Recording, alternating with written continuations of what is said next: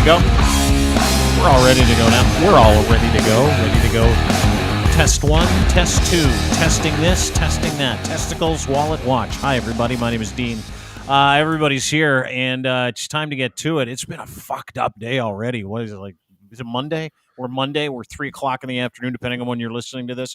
Like, we went from this sleepy Christmas break. We had a nice little New Year's break. I know I enjoyed myself, to literally Monday morning, all hands on deck, because we got another lockdown in Ontario, and Omicron is fisting the country, and Jeff Bezos is showing off his wiener. Anyway, everyone's here. James DeFiore, Ryan Lindley, Lachlan Cross, and please welcome back to the program, family physician in London, Ontario, Canada, our friend and yours, Dr. Mario Elia, ladies and gentlemen. He's back, and he's the modern Ontario family right now.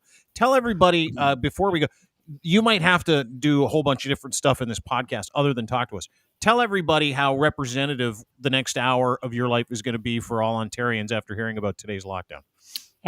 So my 3-year-old and 6-month-old are sleeping upstairs, having a nap. They'll probably wake up in the next 10 minutes. Mm-hmm. We're going to grab them, try to keep them quiet.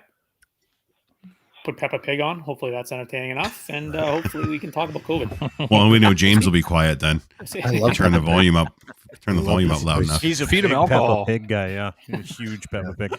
But thanks. That's my point. Is like, dude, you're kind of doing it all today. You're not on rounds. You're at home. But this is like everybody. We found out we got locked down today. Or how you feeling? You feeling all right? It's a down day, right? It's a day where you're just discouraged and.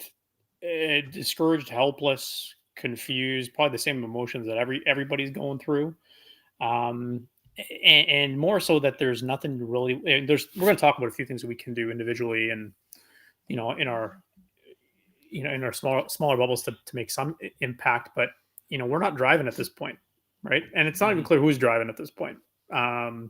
We've got government making decisions, and we can agree or disagree with what they've done, but it's a helpless feeling, right? Because for a while we knew that, get vaccinated, and that would have an effect on both symptomatic and ICU admissions. Not the case with Omicron, with symptomatic disease, still great against ICU admissions, and we were kind of watching those ICU numbers to hopefully that they wouldn't creep up, right? They were kind of holding tight for the holidays. The science table had put their projections out for ICU numbers, which it looks like we're well below those. So cross your fingers, we were doing well. And then the last 3 days, ICU numbers have shot up, right? So now we're dealing with that, and we're dealing with hospitals with not enough non-COVID infected employees to keep things going. And now we're seeing elective surgeries canceled. And everyone's just thinking, what the hell do we do now? Is that one of the bigger issues, Dr. Mario? It's a big issue. The lack of staffing? Yeah, it's a big issue. It's a big issue, and we can point to things are not ideal in healthcare at the best of times, right? Of course, whether it's an ICUs or the hospital floors, it's always a mess with available beds and staff, and this is always a bit of a dance. But they're seeing enough positive cases and cases that have to isolate because of close contacts. That a lot of places in the province, not everywhere in the province, but a lot of places in the province are having difficulty basically maintaining safe levels of care for non-COVID stuff. I know just this morning, I'm speaking to a physician colleague of mine. He's a surgeon. He's got COVID. Half a dozen of his colleagues in their department have COVID. Yeah. So ORs are closed because he can't work. He's out for 10 days now. Where are we going to put the nurses who are going to be in that OR? Can they be? So it's just a freaking mess. Yeah, and it's a mess that we can. I'm seeing a lot of armchair quarterbacks, right, saying we should have done this a week ago or 2 weeks ago. Fuck, I'm so beyond that, right? Everyone's and Dean, you and I have talked about this. People claim to have known what to do a week or two ago. We don't even know what to do today. Like, so to go back and say we could have done this or this. If you would have a week ago said, we're closing restaurants and we're closing schools and doing all this stuff a week ago, people would have said you're nuts, right? ICU numbers aren't going up. Like, we were basing this on hospitalizations and ICU numbers, and yes, it's contagious, but we were basing it on that. And now you're saying, well, we should have done this a week ago. Nobody was talking about how hospitals would be overrun by positive workers. We knew it would be a problem, but we didn't know it'd be this much of a problem. Peel region apparently had one ambulance all of last night. I don't know how you run a healthcare system with one ambulance. So these are the things that, it's just a total mess. And some of the stuff done by the government, some of the stuff done by the government, how much of it is window dressing, making it seem like they're actually doing something, even though it's not really going to be that effective. Yeah. So, and then we got guys who are, anti-lockdown before with the "I told you so's," even though it's a fucking it's a different virus, for God's sakes. You know what I love? I love all the anti-vaxxers, as I call them, dirties. I love how the dirties, or anti-vaxxers, depending on where you're from, as soon as this announcement came back, I got hit with probably 30 tweets from people, and they're like, "Oh, how's your vaccine now? I didn't get it. Now we're in the same boat. Look at us." I'm like, you can tell the quality of an individual when something bad in the world happens, and they're like, "Look at you now. Your life's just as shitty as mine." And I'm like, "You're doing it the wrong way, right?" But I do understand it. Like, I get where we're at, and I understand what you're saying, and I totally get your frustration. Dr. Mario is just trying to settle his kids. He's going to be doing daddy duty for a little bit of this podcast today, so bear with us. He's awesome. But just to recap, Ontario, like an hour ago, Doug Ford stands up there. He was at the cottage for a couple weeks, stands up, and here's what he says, Locke, and because you're the only non-Ontarian on this show. What he says is this: we're going to lock down for 3 weeks, go back to phase 2, which means you can't eat inside, indoor activities, rec centers, bars, all that kind of stuff, closed. Cannot eat inside, none of that stuff. So decimating the restaurant industry. But we're in a pandemic, so I get it. Then he says, however, if you wish to go to church, you still can, 50% capacity. If you wish to get married and go to a funeral, no problem, 50% capacity. So then on top of that, he closes schools for 2 weeks. 2 weeks. Hi, little beautiful baby. Look at that little beautiful baby. So he closes schools for 2 weeks, right?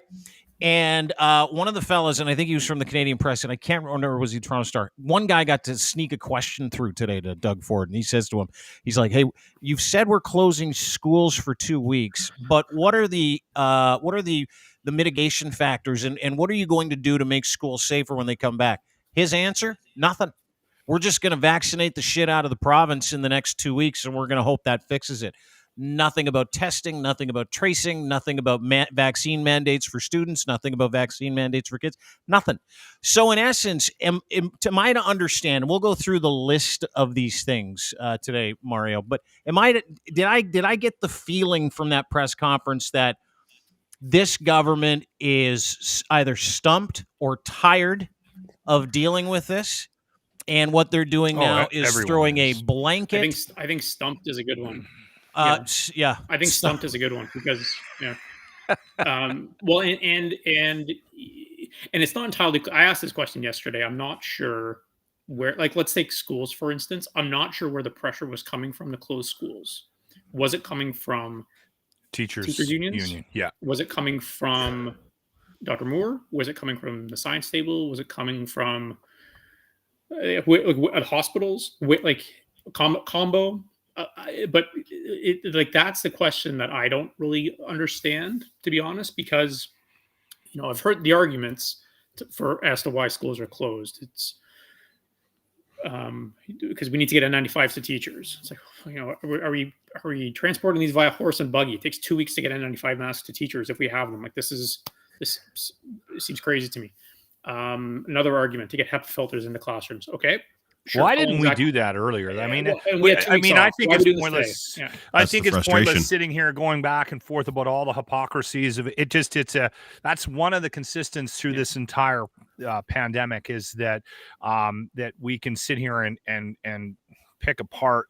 They're doing this, but they're not doing that, and you can do this, but you can't do that. That conversation, I don't know. Should we even bother anymore? What's the point? But no. I think the whole HEPA filter thing, like, why wasn't that done at the beginning of this? Like, why are we doing this in the fourth or what is this, fifth wave? What the hell is this now?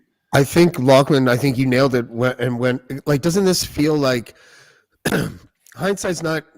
You're still blind in hindsight with COVID. Like, I don't even know what to say. Like, what should have we done 2 months ago? I don't know. What should we do next week? I don't know. I don't think anyone knows. No one knows. And so it's weird because it's like even the best politician right now might be governing worse. than what Ford is doing right now, because the armchair quarterbacking, why anyone would ever want to step into that armchair, first of all, is beyond me.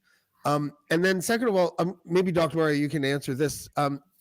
The Omicron thing, is it that we weren't anticipating the number of infections, but the percentage of people who have it that are in ICU is still pretty low? Is that what we're dealing with? Yeah. So exactly. The number in the ICU is still quite low and seemingly manageable. Now you'll hear from some that, some ICUs are nearing capacity, but if we look at provincially again, we can't blame COVID on our current ICU status as of January 3rd, right? So Omicron has not overwhelmed our ICUs right now.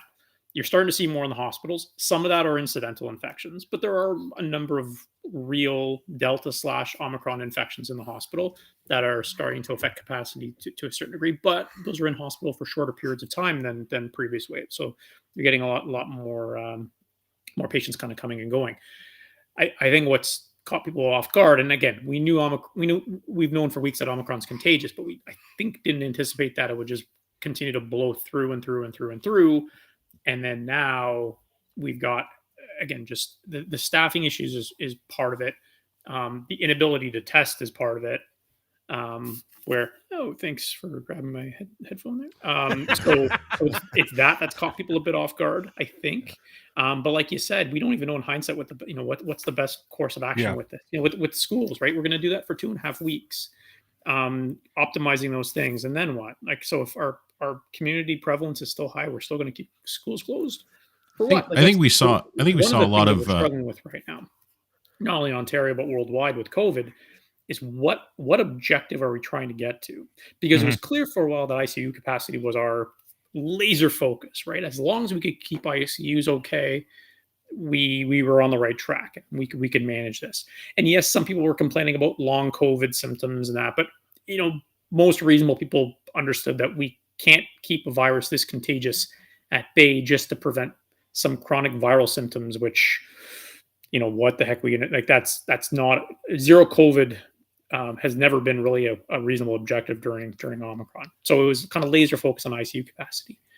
But now that we're dealing with other areas of both the healthcare sector and society that are being affected by all of this, it's not even clear what we're looking to get to. Because, why are we closing schools? Are we closing schools for children's health? Or are we closing schools because we're concerned that it's driving community spread? Because if we're concerned about it driving community spread, well, then everybody should literally be locked in their homes with schools the only thing open because they're that important if we're worried about them driving community spread. Bingo. Right? We can't, doesn't make any sense to allow people to be in a mall and not in a school if the reason you're shutting down schools is community spread. Church. If you're closing schools because you're worried about children's health, okay, well, what if they're already vaccinated, and what if the HEPA filters have already been optimized, and what if the teachers vaccinated and they've got their N95s? Why are we keeping them off for another 2.5 weeks if those things have been optimized?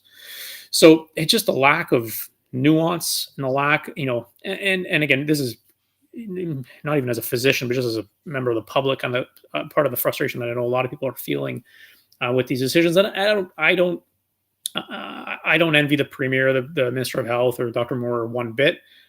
This is, imagine we're frustrated as just Joe members of public. Imagine having to make these decisions, and for anybody who still 2 years into this thinks this is one grand conspiracy, this is the most poorly organized, contrived conspiracy of all time. No one has any idea what the hell we're doing. So hopefully we can put the conspiracy stuff aside. Can I ask you a question? Let me just ask you a quick question, because I want my money back. Yeah, me too. But I want to ask you a question about that, and not just the conspiracy portion of this, but I want to ask you a question. Why, when you saw the lockdown and the new restrictions, who are those restrictions and lockdowns, as you saw them delivered, targeted at protecting? Not the boosted, not the vaccinated. Which brings me to the question, which is kind of an aside, why are we doing this? Why is this being done? So they're targeted. Yeah, so it's a good question. Are the restrictions to date, right, the vaccine mandates, whatever, have been targeted at keeping the unvaccinated away from higher risk areas? I think I think the calculus probably has changed a little. She's loving this computer. The calculus has changed a little bit, where now it's just a matter of, since we know the vaccines are 15-30% effective against symptoms for Omicron, any restrictions we put into place now are basically to keep overall spread down, not just to keep these unvaccinated away from Omicron. But raises the question: why are we doing this? Right? When we look at ICU, and I've raised this question, and I don't necessarily know the answer, but if 2/3 of the people in our ICUs right now are unvaccinated, so I think we have 220 in the ICU right now. Yep. If everyone was vaccinated in the province, we'd have 90-ish, right? If literally every person in the province was vaccinated, based on how effective we know the vaccines are against ICU admission, we'd have about 80 to 90 people in the ICU. How you're gonna, not just from me, right? Because as medical professionals, we have an obligation to treat everybody, and we're not going to decline care. You guys should review that. At what point does the public start to raise questions about what the heck we're doing? Now, from a practical standpoint, it would be nearly impossible to it'd be nearly impossible to restrict care to the unvaccinated, because they could simply refuse a COVID test when they got to the hospital, right? If they get to the hospital with fever, cough, shortness of breath, you offer a COVID test, they say no. We can't physically coerce them into getting one. Be against the law for us to do that. And then really we couldn't really discriminate against them, because we don't even know if they have COVID. So that'd be the practical barrier to withholding medical care from the unvaccinated. But we've got 1.5 million unvaccinated Ontarians. They're all going to get COVID at some point. A decent proportion of them are going to get ill and end up in the ICU at some point. We don't know when, and hope try to kick that can down the road as far as we can. But do we just keep doing this over and over again? Like, I don't know what the off ramp is. And people have asked me that before, right? With the previous restrictions, they've asked. People who are anti-restriction asked, well, what's the off-ramp? And I said, just hold your horses. We don't even know what the heck is going to look like. They were asking for off-ramps in wave 1 and wave 2. And we said, like, let's get people through this. Let's get the vaccines on board. Let's do all this stuff first, and then we can discuss an off-ramp. But I think it's a fair question now, right? Like, what is the off-ramp? Because people who are continually arguing for, again, we're back to closing schools. Well, like, this is not sustainable. We can't keep doing it. Like, people were exhausted before. The level of and not just fatigue, like, oh, I'm so over COVID. Yeah. No, there's a level of frustration here that that the politicians are going to be, are likely already hearing loud and clear from constituents, and that's ultimately what's going to drive the day. Dr. Can I ask a question? So are you suggesting, because I'm trying to read between the lines here, that the reason why we're still dealing with a lot of these lockdowns is because of the unvaccinated? I would say so, because if we only had 80 people in the ICU right now in Ontario and hospitalizations were lower, no lockdown. You wouldn't. I don't think we'd even be testing, to be honest. Right? Because if we weren't overly worried, if we brought this down on a population level to the ICU rates that we see with influenza, we wouldn't be testing. Like, why did we never test for influenza? Because we didn't have to, right? Because it would be influenza. It would be influenza. It would just be another one in the line of flus that we'd be getting every year. It never risked. You are so grabby with these headphones. Oh, she loves you, though. She loves the green string here. There it goes again. Why did we never test for flu? Give her the reindeer behind you. We never. I was going to say. Oh yeah, there was fan. Yeah. Here, let me get this fan. There we go. We never tested for flu before because we didn't have to. Right? Yeah. We could test for flu. Right? We could have tested everyone for flu, and if you got a positive flu result, you're off for 5 days, 10 days, pick your number. And if you're around somebody who had the flu, we could have excluded you for 5-10 days. Why didn't we do that? Because we didn't have to, right? Because our ICUs could manage it. Our hospitals could manage it, albeit poorly some years, but we got through. That's why we never tested for flu, right? But this is different. Flu usually just kills old people, and we really don't care about old people. Well, traditionally, it's like, I mean, you're not wrong. I mean, the whole thing with LTC was kind of, the cover was blown off that this last year because we didn't, right? Like, we privatized it. We didn't really give a shit and all that other stuff. Like, we didn't. But to his point, which is what I'm trying to drive at, to Dr. Mario's point, let's just look at some hard numbers if we can. This is critical care units, COVID-related critical illness with patients. This is the Ontario Health Associations. So this is today. This is like yesterday. We went for, I think we went up like 100 new people in ICU yesterday, which scared the shit out of everybody. Who's driving this? Great question. Total population per 100 people, 83% vaccination rate. 50% of infections were among the vaccinated. However, the great news is 50% among those, like more like 65% of the people in ICUs are unvaccinated. Like, it is not a disease of the vaccinated anymore. It still isn't. Deaths, let's go through this. 76% of the people who died were unvaccinated so far. How about hospitalizations? 80.1% of people in hospital, unvaccinated. How about vaccination status? Unvaccinated, 79% of people that are in the hospital, unvaccinated. How about this? Let's just go through some of the details. 709,000 were unvaccinated at the time of their episode. This is in Ontario. 43,000 were not yet protected by the vaccine as their episode date occurred less than 14 days after their first dose. 52,000, 5.8%, were only partially vaccinated. 9.9% were fully vaccinated. The vast majority of people that will go to the hospital with this are still unvaccinated, which is why we locked down. So in my opinion, and am I wrong in this assessment, is that we just got locked down across the board to protect a very small segment of society and our healthcare. In Canada, what is the overall percentage of the people that are vaccinated? Just so that we can hear it out loud. Let's say it's like 82%. Depends on age, but yeah. And eligibility. I can check right now. I know in Ontario the number is 1.5 million unvaccinated. That I know. Let me check the Canadian vaccination rates. 1.5 million vectors of just people walking around that don't give a shit, and this is where it mutates. It mutates in the unvaccinated individual. Because again, if everybody was vaccinated and we knew those ICU rates would not climb, we wouldn't. Again, I get back to it. I don't even think we'd be testing. I don't think we'd care, and the hospitals don't want to be testing people and keeping people out if they can avoid it. Right. Okay, so if all that is true, right? Like everything you've said, the slides we've shown, unvaccinated still driving this thing. If all that is true, did we as a province not just take 80% of eligible individuals that are fully responsible and vaccinated and lock them down so as to protect the unvaccinated for the unvaccinated? Is that what we just did? I think we're in a situation right now because of the unvaccinated, right? If they were all to get vaccinated right now, would we still have lockdown? Probably, because we need to wait for them to get immune and we need, comfort level with that.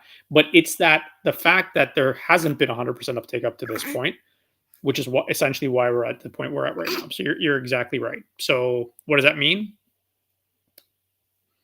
You know what it means. I know what it means, but I don't know what we do. You can't. I don't know what we do. I don't know what we do. Well, hold it. Wouldn't it have been easier then? Like, wouldn't it have been easier instead of locking everybody down and closing schools to just say, you know what? If you're not vaccinated, you got to stay home until you get vaccinated from now on. Well, they're so good at following rules. I can't imagine there being an issue with that. Well, dude, that's when you come in with a fucking hard line. It's enforcement of the ideals that we share as society. Dude, there's 13.5 million people in this province that are vaccinated, and we have to live with the 1.5 that aren't. What do you mean by enforcement, Ryan? What part of it is that are you referring to? It's because we're self-governing this, right? So it's not like you're going to ask a 16-year-old working in a retail store to check, exactly. Some this is not 40-year-old alcoholic raging fucking anti-vaxxer for his Vax Pass. It's not going to happen. To be an alcoholic. I wasn't looking at you directly, but and I said you were 40, so take the compliment. And we don't we can't turn ourselves into a police state at the same time. What are we going to do? We can't hire thousands and thousands of security guards or cops to stand in mall parking lots. Have you guys been to a restaurant? Have any of you guys been to a restaurant? Yeah, lots. Okay, so in the last 3-4 months, we've gone out. I mean, we've stopped in the last month. We've shut things down, but we were going out, and every restaurant, it was a fucking mess. It varies. The whole it varies. It's stupid too. The way that you can walk around with a mask on, but as soon as you sit to eat, you're fine. Like it was a COVID, especially with an airborne which is virus. why they closed. Yeah, which is why they closed dining, right? Which is why they closed dining, right? Because they, I think ultimately they realize how you can't control. You like can't get these people. There's been all these contradictions since this. Like I don't even know. Like for a year or whatever. Since the vaccine or the mask mandate in Ontario, I believe was like July 2020 or something like that. Maybe when it came out. And all throughout, like we were on lockdown, not on lockdown, but there were all these inconsistencies. Lachlan, I've heard you talk about this a million times, and you're right. The idea that we can be in a certain place and we have to be masked, but then you don't have to be masked in that place. Or what they're doing now with like you can't you can't go to school, kids, but you can go see Jesus on Sunday. This is exactly the same kind of hypocrisy and contradiction that people like me pointed out when Black Lives Matter was allowed to be protesting unfettered, even though we had a ban on large gatherings. And it was just like, well, what are we doing here? You know, that's one of 1,000 examples of the hypocrisy of this whole thing. I mean, you just go to a store. Wander around a store. There's still people that can't wear the mask properly. Yeah, like they got it underneath their fucking nose. I mean, it's so pointless trying to. I think figure it out. I think that we should just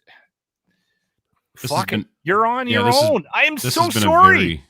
You're on very your eye-opening, own. a very eye-opening lesson for all of us as a society to realize what we can rely on each other for, and it's fuck all. We can't rely on anybody else. This is you can't. I don't know about that. I don't know about that. People are vaccinated though. That's what I mean. Now we can like that group of people that did the responsible thing. Absolutely. I mean, in general, like when we're talking about if we wanted to continue these measures of checking for vaccine passports and keeping anti-vaxxers locked in their home. It's not gonna. You can't do it. We're all dancing around the one thing that Dr. Mario was trying to get at, which you can't. We're all kind of joking around about it. The ankle bracelets. It's coming. Like fuck it. Honest to Christ. Let me explain this story in front of your child. No, I know it's not coming, but it should, and here's why. Because what is easier, locking down 13.5 million people? Or mandating 1.5 get their fucking vaccine or else. We know what these Dean. Well, then why am I the only one out on a limb saying it? Like, why am I the only person that's going, hey, everybody, guess what? It's time to shut the fuck up and get your vaccine or no one else. Has the courage to do what needs to be done. I know. I have no the one courage does to say it. Well, there's it's courage the word I mean no one has the balls. Everyone's playing politics. It's antithetical. I don't know if that's the right word. But to a democracy. I know that you hate this, but like we live in a parliamentary democracy, and we've never mandated in the sense of we've never forced. The abortion debate is a good analogy, believe it or not, because if you try, I am pro-choice, and one of the main reasons I'm pro-choice is because you can't force women to give birth. It just doesn't make any fucking sense. It doesn't, like, practically speaking, it's stupid.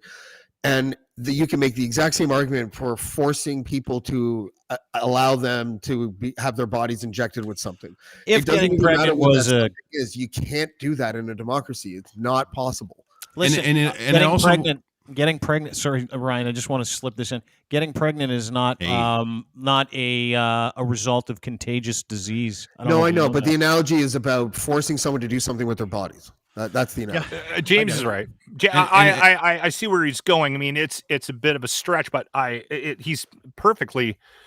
It makes total sense what he's saying about the comparison.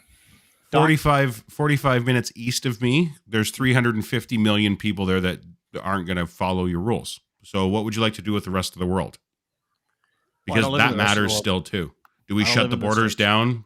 Yeah. We shut them down. Because the problem is Yeah, I'm not name dropping. It just popped into my head. But when I interviewed Noam Chomsky, he got a little snippy with me at one point because I was talking about vaccinations and freedom and all that stuff.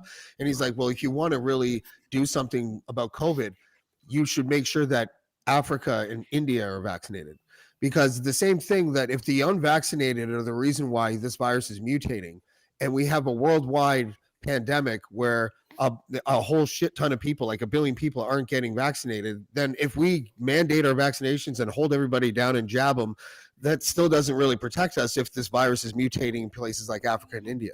So we have to look at this globally. And I think that that's what they were trying to do at the beginning. And it was like, yeah, we're all getting boosters, right? And Yeah. they have entire countries around the world that are unvaccinated completely, right? How much of this do you put on that, Doc? The lack of vaccination in other countries. We know this came from South Africa. How much do you put on the vax thing, that's the worldwide vaccine? And how much do you put on like the fact that we're incompetent? We're governed by incompetent turds.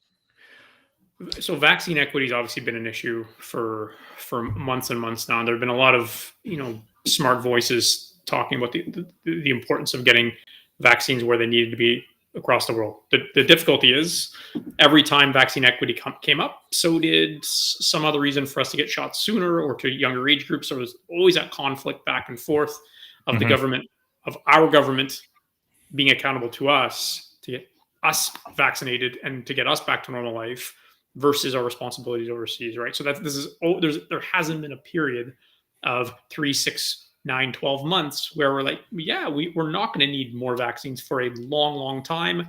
Let's give them up. There's always been that tension back and forth. So has that contributed to risk of further variants? Of course. But I would argue so is, what's going on in the US, right? And they've let Delta rage this entire time. So, that was a risk of acquiring variants. One thing, and I want to make sure we get to this today, because they didn't talk about this today at the press conference. It drives me bananas, because this is one thing that the public needs to understand, and things that we can actually do something about, is that we do have outpatient therapies that do look like they're fairly effective. And nobody seems to talk about these. Oh, the antivirals. Antivirals, but they're not approved yet. But we have other things that we can actually give. I, as a family doctor, can prescribe these things to someone who is in a high-risk category with a COVID positive diagnosis to reduce the risk of going into hospital.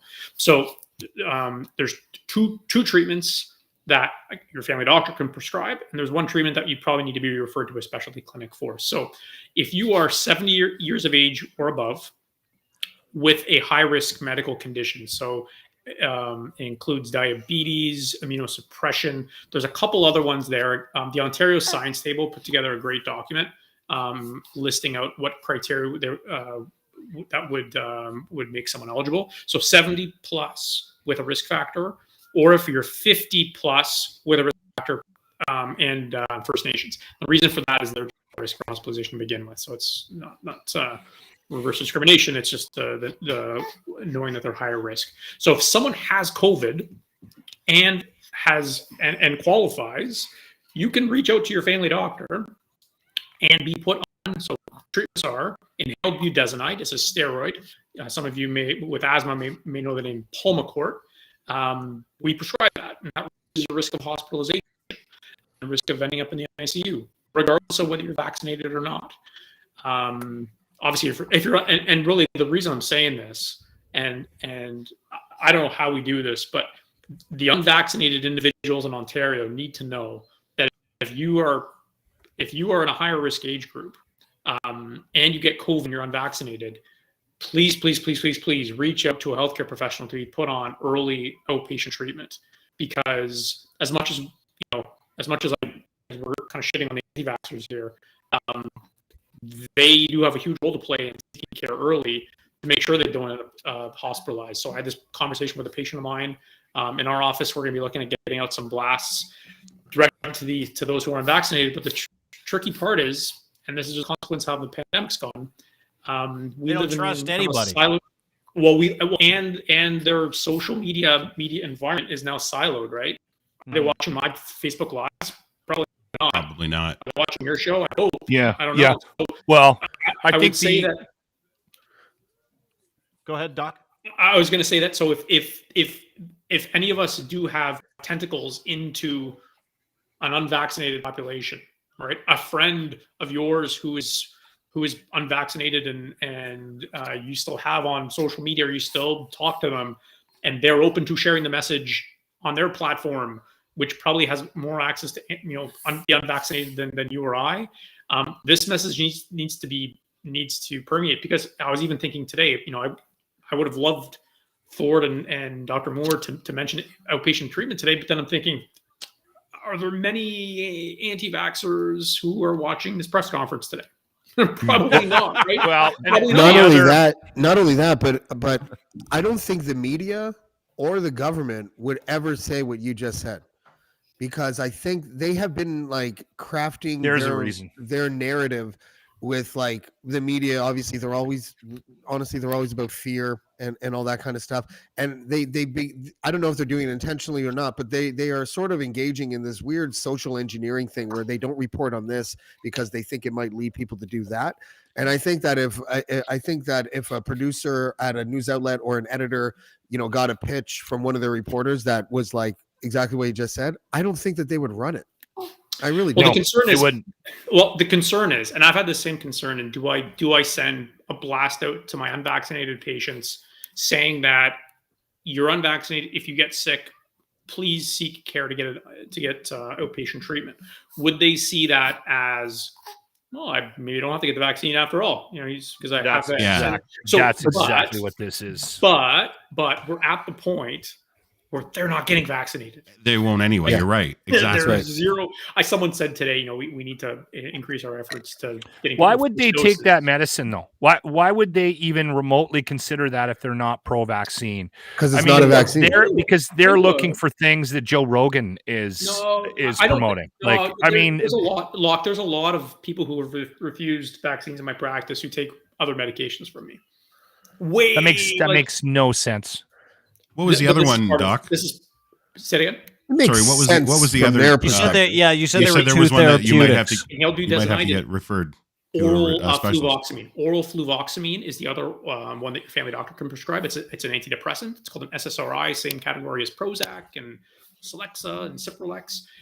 Because early on in the pandemic, someone had the hypothesis that one of the receptors that this SSRI affects is also related in the downstream effects of COVID. They did a trial on it.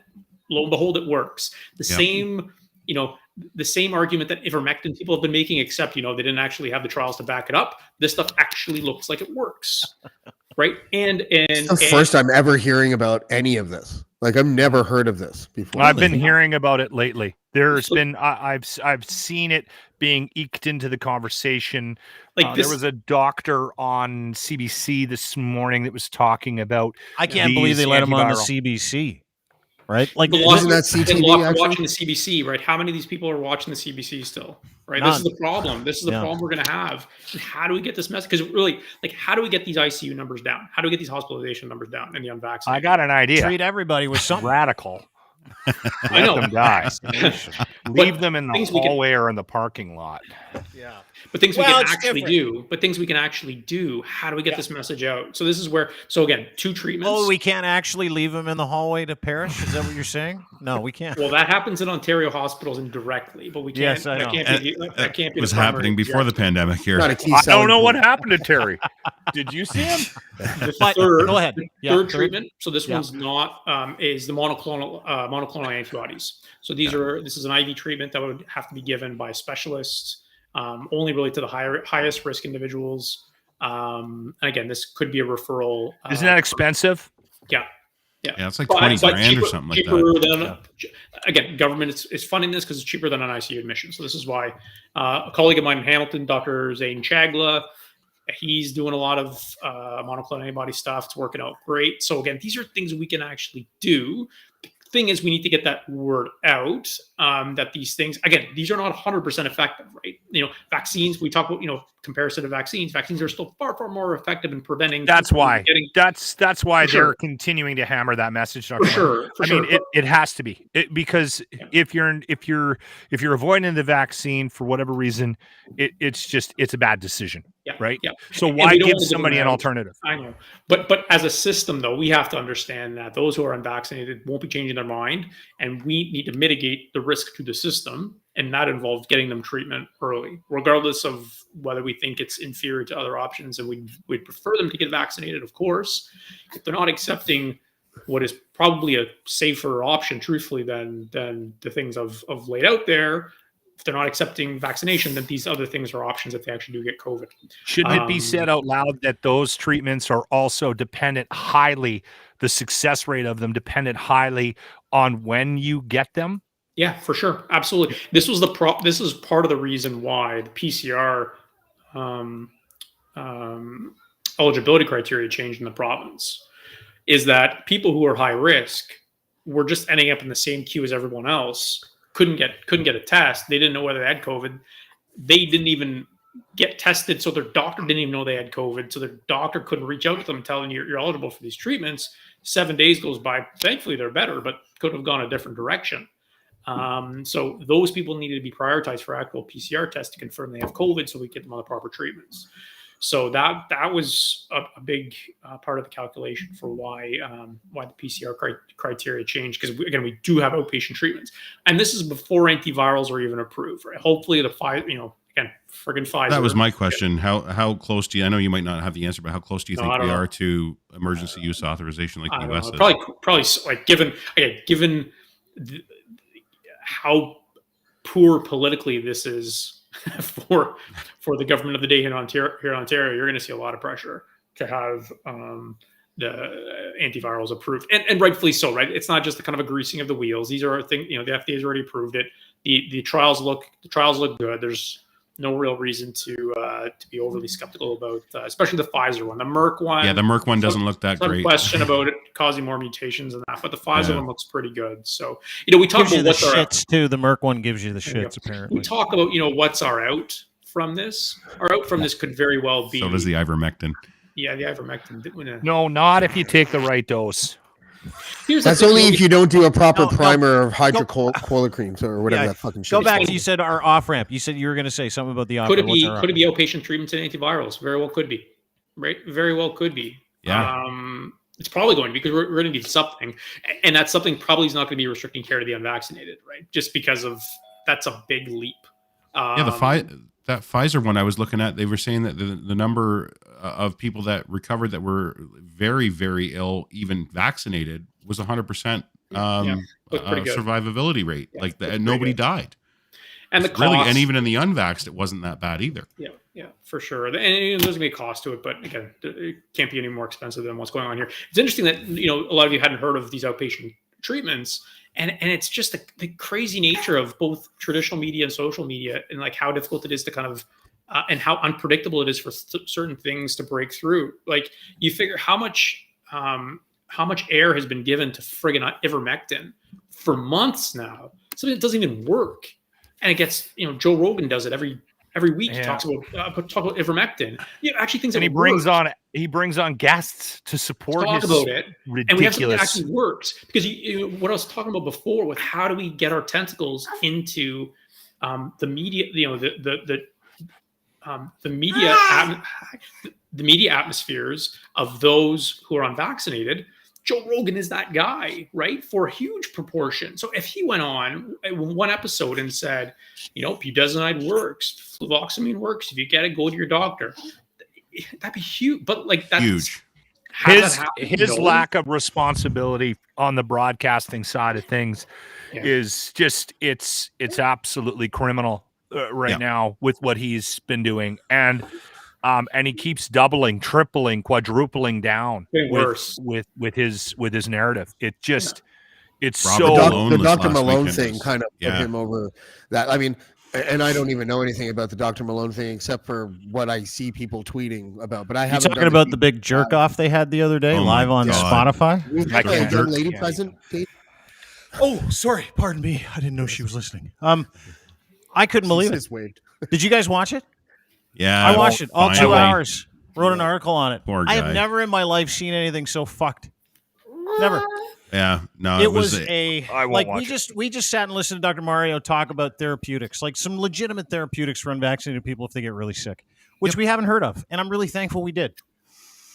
All they talk about is the fact that all the other shit doesn't work. And you know what those two guys did on that thing? And I don't even want to fucking play the audio from it because it was so embarrassing.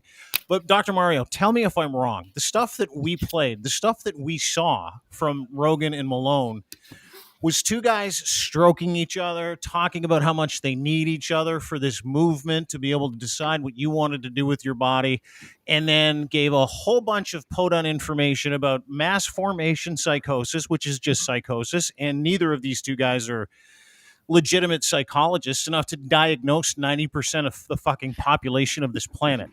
But am I wrong to assume that was just a big stroke fest where they just tried to float trial balloons to tell everybody that they're crazy and these two are the only bright guys on planet Earth? Yeah, that's no different than most Rogan episodes, though, right? Where the veneer of an informed discussion and Rogan pretending to push back on guests, but not actually, right? There's no when people say crazy stuff on his show, what does he do? He does a Google search for 5 seconds while he's got them in there. And that's about it, right? And guests just allowed to, controversial guests that any reasonable person would know what the pushback on Dr. Malone has been, Dr. McCullough, all of these people who aren't just fringe because they're pushing back on the narrative, right? Like, look at my Twitter from the last 24 hours, right?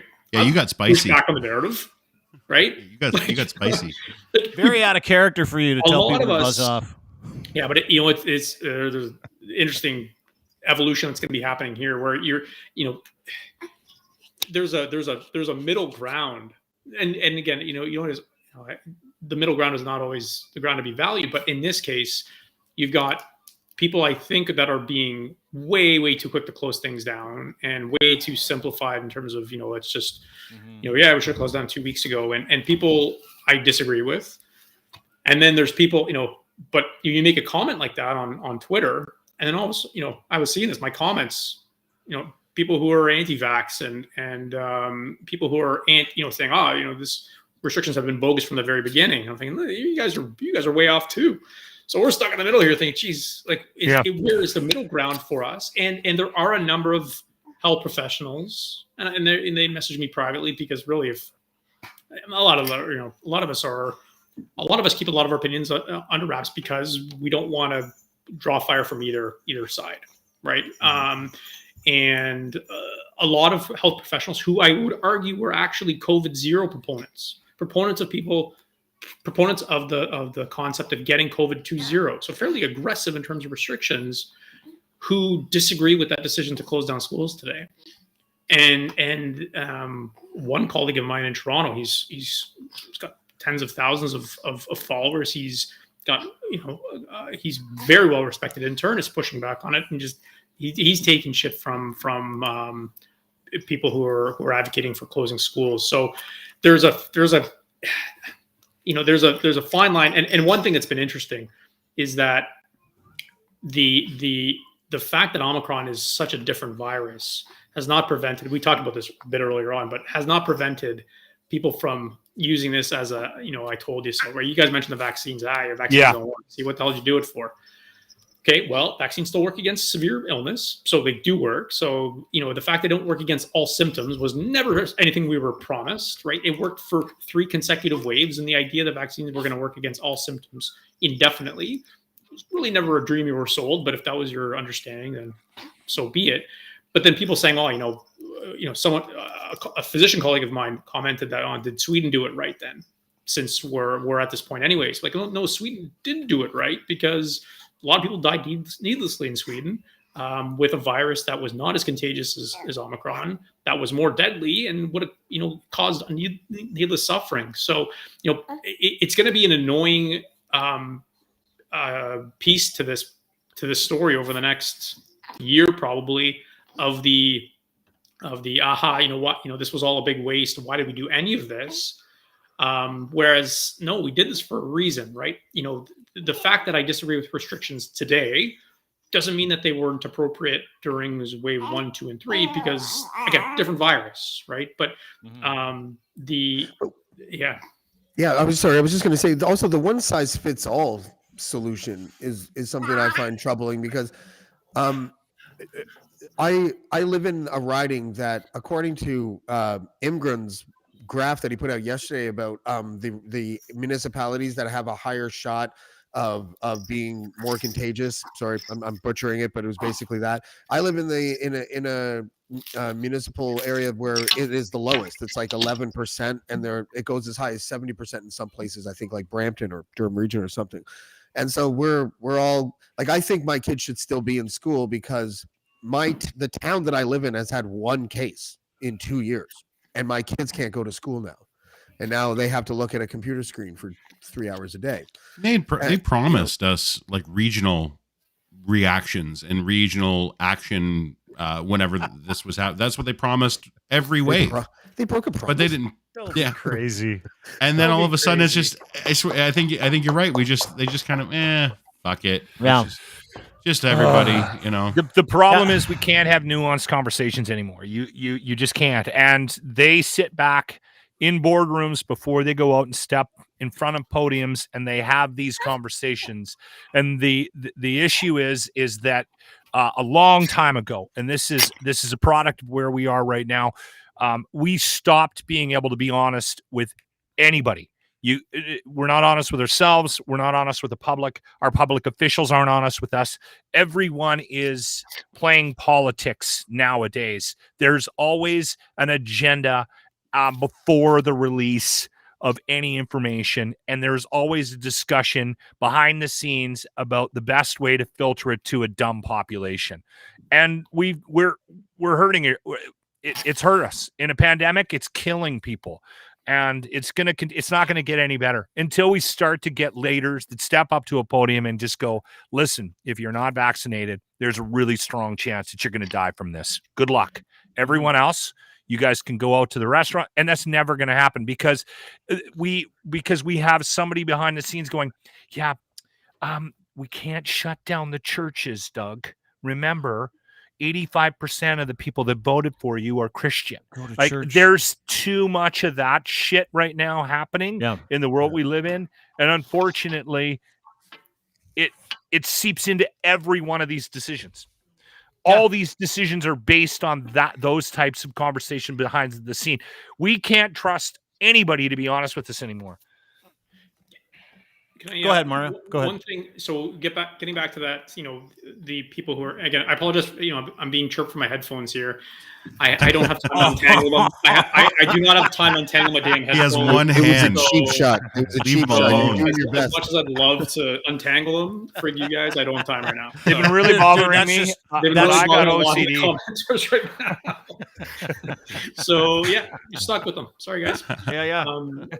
So one of the other things that we're hearing kind of with the retroscope is people saying, now that we're talking about people being hospitalized with rather than of COVID, people saying, well, we've been saying that the whole time, that there's been inflated numbers. Like, no, that was not as much of an issue during previous waves because we didn't have raging COVID through the whole population. Because right now in Ontario, like, look how many people have COVID. It's what is it?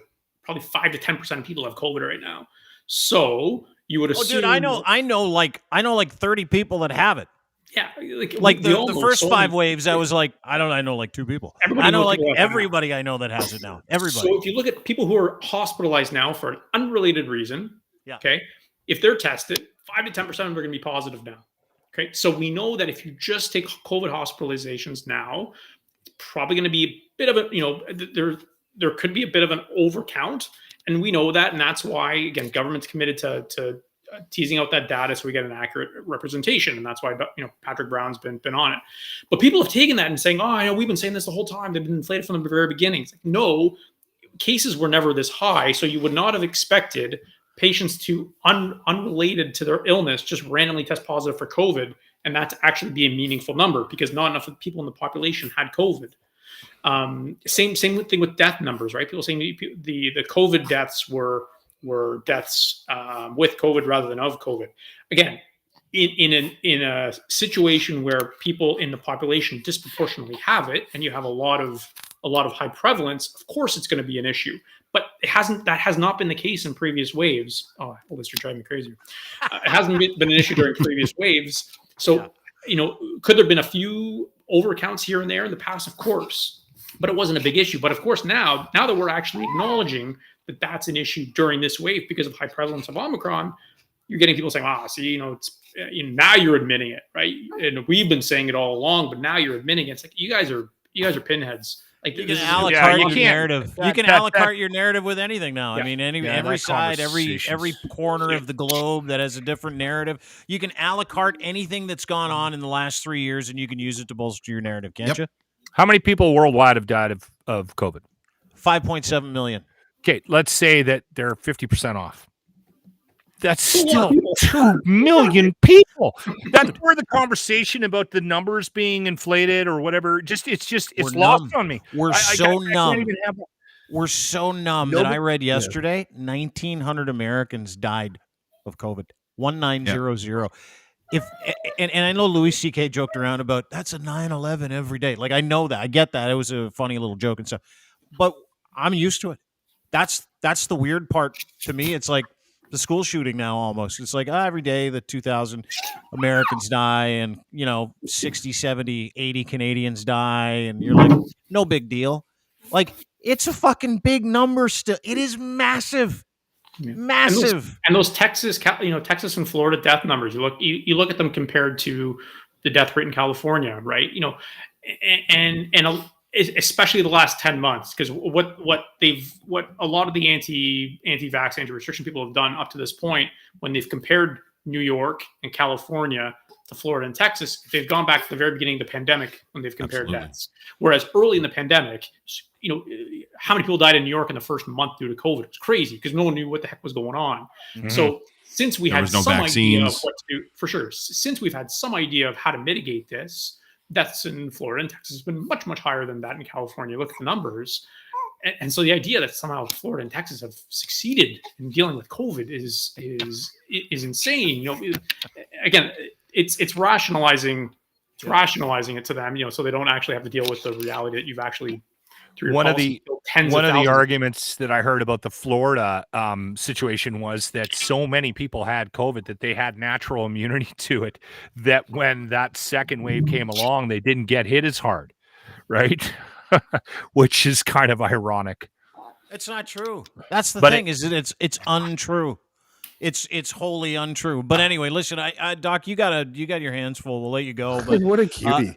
Dr. Mario Elia, I appreciate you spending some time with us today talking about this while you're on daddy duty. Go ahead. I know you wanted to say something. So just, again, the big thing, and I'm glad we had a chance to talk about it, but those outpatient treatments, again, those of you who are watching this, if you think you have some tentacles into those who are unvaccinated, please share that document. Dean, if you can't find it, let me know. I can share it with you. Yeah, just shoot it to me and I'll put a post out today. Because that document really should be shared far and wide so we can get some of these people on the treatments they need. Happy to. And I'm going to untangle my headphones. Yeah, because everybody's pissed off. They had a meltdown. They had a meltdown. Let us know how long it takes. We're going to video. Yes. We're going to start a GoFundMe to get you some AirPods. Yeah. Thanks, Bud. Great to see you. Again. All right. I think that's my cue. Great to see you. Thanks for your time, Dr. Thanks, Mario. Elia, London Health Sciences. He's giving us the goods on the monoclonal stuff too, eh? Like you hear that? Yeah. You hear that? Anti-vax fucking idiots in the comments. This doctor cares about you, and he's giving you the answer. I think he just knows that he has to. I think deep down inside, he is hoping they all die. I have a question for you. Slowly. So he's going to send me that information. Mm-hmm. Should I or should I not post it? Of course you should post it. Oh, because you want them to die. Okay, I got it. Well, you should see. Post that's it. where. I think it's pointless. I think they're not he's doing right. anything. I think the frustration he sees about how to reach an audience that's unreachable and Yeah, but vaccines are different from medication. I don't know if it was you or the doc that made the point about, well, if they're not going to get vaccinated, they're not going to take this medication. I don't think that's true at all. I think vaccinations are a whole universe all onto its own. And then these same people are taking Adderall and SSRIs anyways and whatever the fuck else. They're not just like, I'm sure there's a few, but most of them I think are just like vaccines are a totally different planet to them and they don't trust them. Yeah, and then someone else in the comments, I just want to say, someone else in the comments was like, we've been mandating them at schools our whole lives. But as Nate Erskine-Smith reminded us, and I knew this anyways, when we had him on last, it was that there is no, there was nobody being denied an exemption if they applied for it. And that's why we all knew people that were not vaccinated. A lot of them were like, Jehovah's Witnesses that I went to high school with, they were granola eating hippie parents, hippies too, right? Too, yeah. They look like their parents made their clothes out of fucking burlap. Right problem. It's like extremists. Yeah, extreme sides on both ends. You're right. They're extremists. Yeah, it's we need it's these funny. people, though. It's the only way to control the population. So we need that stupidity. I'm gives us becoming more and more convinced of it. The more and the amount of effort and energy we put into the conversation about how to get them on. Yeah, explain why we need the idiots. Waste. Explain, because listen, I've lots of plain speak today. I was fortunate enough. Amber Mack called me this morning, and we did a little Spaces. Has anybody done a Twitter? That was Spaces great, by the way. It's like what the fuck is that? I saw you guys where you talk with someone on Twitter. Yeah, so Amber called me. She was verklempt about the whole thing. I was talking to her about it. We were DMing, so we did this Twitter Spaces thing back. And the one thing that's come up more than anything over the past couple of days is the mental health of parents and kids, right? Like, that's the one thing that kind of keeps coming up. Because listen, and I said this to Amber, and I said this to everybody in this Spaces thing, I'll say it to you, is that none of this matters. In the big scheme of things, the fact that you can't go to Dave & Buster's with your kids for the next 2 weeks doesn't matter. The fact that kids aren't in school, again, they weren't in school for 408 days over the past 2 years. Like, it's 2 weeks. It's legitimately in Ontario, it's 2 weeks. As a matter of fact, I'll go the fucking extra step and say none of this even matters. And the reason why none of this matters, if you're a human being, is that your job to exist and kind of move forward is still the same fucking thing. Like, it's not going to change tomorrow or today or Wednesday when these restrictions come in. You still have to put food on the table. You still have to evolve as a human being. You still have to have a good attitude when you're around your kids. You still have to lead if you're a leader. You still have to take part in this experience of life. And so, the fact, if you're going to focus on these next 2 weeks, we're talking about them. We're talking about the whys, the whos, the whats, the weird parts about this. We're just trying to keep you informed. And of course, I'm going to share that antibody therapeutic stuff for unvaccinated people if they get sick. Because no, I don't want all unvaccinated people to die. I don't want anybody to die, which is why I've been bullish about vaccines and social distancing and doing the right thing. So we'll continue to do the right thing. But none of what happened today and none of these restrictions changed the job that you have to fucking compete in life. Not one of them. Not one of them. I mean, these are just things, right? Like, I was laughing today because I was talking to a journalist about, hey, tell me about how everybody gets in to talk to Doug Ford. Like, what's the whole thing with Doug Ford? Because today he gave his thing and they were like, softball questions. One guy got a question in that was actually a decent question and he refused to answer it. And this is the response that I got. And I'm getting to my point. The room is, so this is every Doug presser. The room is set up like a studio with a side door from the hallway for the speakers to arrive. There's full audio set up at the back of the room with engineers and switching boards. Right beside the static TV camera is a monitor where Ivana can see the list. This is Ivana Yelich's press secretary. See the list of reporters waiting to ask questions. She goes to the back of the room to switch the list around before the premiere starts. Someone else who works with her named Amin watches on a large monitor on the back of the room and signs and gestures to the premier when he is asked a question to indicate where he should cut it off or throw it to Elliot or one of the other participants. It's very, very controlled. In fairness, Ivana has to step over Brian Lilly, who's usually sleeping on the floor between with a ball gag in his mouth. Yeah. Well, she's got him on that leash, right? By the way, ball gag and edible underpants. Yes. The amount of bullshit that just came out of your mouth is fantastic, Dean. I love the fact that you can just blatantly look us right in the eye. What are you talking about? And tell us that you don't care about people that you care about all people dying. I just don't want love anybody that. to die. That's I don't want fantastic. anybody to die. Listen, I want no one to die. He said he doesn't want them to die, but if they do, probably wouldn't care all that much. I'm easy. They can get it too. Do I want to see other people die? No. But when someone dies that goes, I'd rather die than get the vaccine, I go like this. Good for you. You got what you wanted. Congratulations. It's your Yeah. funeral, Good, I'm and glad you hopefully we're not allowed to clarified. go to it because of social distancing. I still haven't figured out if I shit in a cup, is it half full or is it not For half you? full of shit? It's half full. It's probably full, actually. Speaking of full, did you guys see Jeff Bezos on New Year's Eve? Did you guys see this picture? Is this the cock picture? Are we going to get to This see is the his one. Bezos? Yeah, Look this at is the the one. Look hammer at the on the boy. hearts. Look at the hearts on them glasses I too. didn't know that was Bezos. I thought it was that guy that does the he's always in the rap videos where he hypes up. He's with J-Lo and what's his name? He's from Miami. Pitbull. You thought he was Pitbull? Yeah, I thought that was Pitbull. He looks Like a me no-name in the brand. Matrix. I had no idea that was I saw that picture. I was like, Pitbull on New Year's or something. Right, this Does is it look like Bizarro. Pitbull? It's Bizarro James. Yeah, Yeah. right in the. This Look at is- those glasses. looks exactly like you, too, Though. Look actually, at those James. glasses. Do you own white pants? Can you wear them next week? If I had You're his like- money, I'd own white girls. Look at them. If please. Jeff Bezos were homeless, he would be James DeFiore. That's right. That's right. If he was still in his unhappy marriage. he'd So be that's James his new girlfriend that he left his wife of 20 odd years with. Those are the tightest fucking pants I've ever seen in my life. Oh yeah. If you're the richest guy in the world and someone says to you, put on these pants, I think you have an obligation to say no His pants thanks. are- But his pants are tighter than hers. look at that hammer. Look at the hammer. It's a pretty decent sized hammer. What is wrong with you? You What can are see you the talking outline of it. Look at that.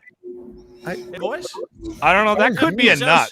I Jeff think I'm Bezos' missing it. dick. That's a moose Jeff knuckle, Bezos. dude. Yeah, that's more of a Bezos moose has a knuckle. dick. Yeah, I see like a little lump there by the fly, but that's about it. I don't know Like what you're if looking I at. pull my Penis? pants up really, really tight, all you're gonna see Yeah. is two huge balls. Right? I think that's what's happening there. He's had a testicle reduction. Is that it? A testicle? That's not a hammer in anyone's mind. There's Oh, no looks like it hammer is to there. me. I It is. No, You that can looks- see the outline of his dick right there, but it's not very big. That's what I'm saying. Maybe a rock It hammer is after like- after he used it for 30 years. in Shawshank's the rock tunnel, hammer? You know, worn down to the I nub. feel bad for the guy. I do too. Like you can have all the money in the world, but you got a tiny pecker. Like look, he's got a little acorn in there. Bezos means it? kisses in There's Spanish. a little What- mushroom button. Doesn't Bezos mean kisses in Spanish? Like he's kind of. She could have done him a cartoon. favor and put that leg up a little higher for that Yeah. shot too, right? Like She Can I probably be doesn't want to serious? touch him as clearly it is not now. paying her enough. Bezos. Would you, if someone said to you, Dean, you can be Jeff Bezos, Is it Bezos or whatever it is. Bezos? How do you say Whatever. it? Fucking cares. Bezos. Is it okay? You can be Jeff Bezos with all that money and this little tiny pecker. Would you take it? I'll keep my hammer. I would too. Because you like I take the to money. have a Are you small. You fucking guys are mad? fucking stupid. Seriously. I'd take that. By Yeah. the way, I like Take my my cock. micro I've been penis and my without money my cash. whole life. I love my cock. I could not do be too. away from it. I I'll love take way. the super yacht. billions of dollars and the ability to buy an implant penis, so I'm fine Sure. with it. Yeah. Just Rook? take the What'd you money. say? I'll take the super yacht and the micro penis. Yeah. Yeah. Because No way. like with all that money, I probably have more of a chance of being around a bunch of girls than currently. Explains everything. His pants explain everything to me. Before we move, I don't know how long you want to go today. Can we talk a little bit about the Patton Oswalt, Dave Chappelle thing, or is there enough time for that? I'm right in the middle of making fun of Jeff Bezos' penis. Why are you changing the subject? Go on. With his Amazon Essentials white pants. Like I had you guys do that to me all the time. I start down the road of a great subject. just and then you guys. Then you guys, you do. And then you go like this. Hey, what about this? And it goes over there. And I'm like, but I was getting to something. I'm Oh. guilty of that. I do that. all I'm the know time. trying that to there talk was about more- I Jeff didn't know there- Bezos' tiny penis and whether or not you would trade his billions just to have that tiny pecker. This dude I went already to said I'm space keeping with his my pecker. cock. This Yep. is the Taking smallest dick to ever fly in outer space. Has And it those all are I charged wanted to space? exceptionally say. tight too. Have any of you ever worn a pair of No. white pants? No. I don't think I've ever had white pants in my life. My Maybe when I was, grade- like, my little grade in kid. graduation, I wore a white suit. Did you wear a white suit? I feel like you're a charter lock, so it's dangerous for you to wear white pants. Oh yeah, no, there is way too much flatulence on this side of the fence for me to be wearing a white productive flatulence. I don't even have white underwear. I got black as night because I need protection. It's a stupid idea to get, dude. I say that all the time. Black underwear is camouflage. Yeah, always. Yeah. Oh, for skid marks? I shit my pants at least once a year. You guys at okay? least. Yeah. Sometimes I don't wipe great. Sometimes I'm in a rush. Sometimes you get a skidder. You can't get all of it all the time. No. And to protect not against getting all of it all the time, or the Black odd undies. shart, where you go to trust a fart, you draw a mud, one of those. You always have to have dark underwear. Always. You can't have light. You can't have bright colors. You got to have black underwear. That's all I wear. Black Gitch from edsfineimports.com. Order your pair today. Gitch3 is your promo code. He'll send you a free pair when you order 3. We'd be wearing them right now. That's why he's a pro, folks. You could buy white pants at Ed's as well, I bet. Yeah. Just like Jeff Bezos. You can actually. He sells weird clothes like that. Yeah. Yeah. Like really weird clothes. The clothes that James would wear to his high school prom, or right. I was really into Miami Vice. I don't know. Yeah, I like that show. Yeah, we can talk about Patton Oswalt. Pants. No, me neither. Or a white jacket. What are you gonna do? And I never rolled the sleeves of my suit coat up ever, just because Tubbs. I had a leather tie. I did on that. I should send you the picture. Shoulder pads. I had shoulder pads on one of my jackets. White suit, black turtleneck, rolled up the sleeves. Right, and shoulder pads. You were close to white on New Year's, Lock, with your baby blue suit. That's gonna show some shit. That was a costume, and I didn't put the pants on. You didn't get the pants. I just left the jeans on. There's a lot of belly showing from the other two guys too. Oh yeah, the shirts didn't Boiler go season. all the way to the. By the way, we'll get Bonzi on this week, and we have a lot to discuss. But I got to go pick him up soon. Oh God, I have some advice for you. Why? You basically. You're bringing a giant toddler into your house. The guy, I swear to God, he's shaped like a giant toddler as well. Yeah, he's a fucking gong show. He is a complete fucking gong show. How did New Year's Eve go, Locke? Oh my God, I don't know. Like, I honestly think Army Chris is going to need counseling. First off, he explodes into a fucking room. He is so stoned all the time that he's fucking constantly wandering around looking for shit that he's misplaced. Like it's that dog goes with him everywhere. Like, we're taking him into bars, everywhere. The dog is like, it's gonna die soon, and I'm I hope to God he's okay, because I don't know how he's gonna get by. The guy eats like a fucking 7-year-old. Like, honestly, man, he'll leave. You'll see you'll have bottles and containers that he was drinking at all over your fucking house, Ryan. I don't know. You can change your mind. You might want to rethink this. Where can he go though? Tonight. He's getting there tonight. Yeah, I got to go pick him up in like an hour from Pearson. Yeah.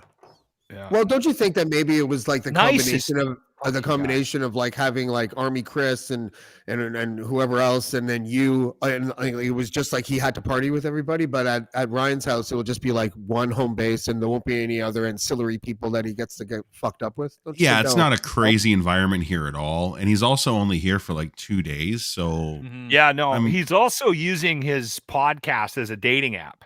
So anybody on the comments he's trying to bang. If you're I think he does it on this podcast, on this pod as well. Get out of here. I swear to God, this podcast and his tripping with Bonzi is basically his dating app. He is trying to hook up with half the chicks female from our comment section. Yes. Yeah, he's apparently got plans when he gets to Ontario, I'm being told. And last night, he had some random listener over to the house to smoke weed with her. He's got plans. Army Chris's house? Yeah.